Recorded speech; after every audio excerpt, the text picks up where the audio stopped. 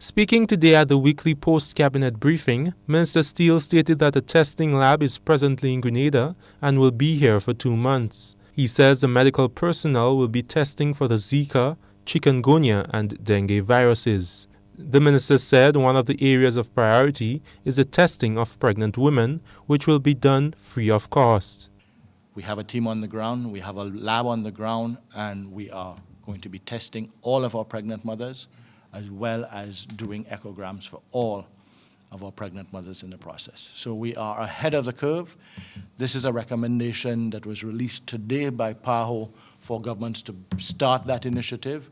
I can say that in Grenada, we have completed that initiative and we are in the implementing process of that.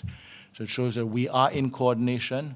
This time around, we intend to stay ahead of the curve with respect to the Zika virus. According to the health minister, the threat of Zika is imminent and the most feasible measure is preparation. I cannot guarantee that Zika virus will not appear here. In fact, the odds are and probabilities are the opposite, that it will show up here. How we interact with it and how we act will make the difference as to the effects we have. Minister Steele explained that the lab facility was sponsored by the Women and Health Alliance International, WAHA.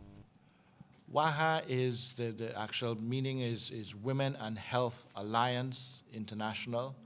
WAHA is an NGO that has professionals who volunteer or who provide their service at minimal cost.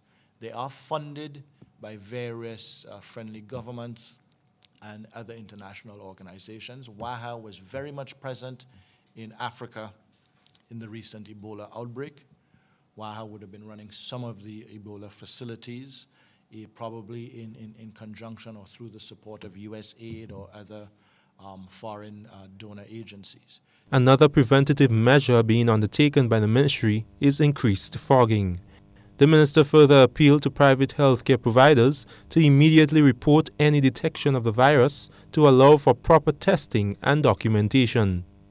Delroy Lewison, GBN News.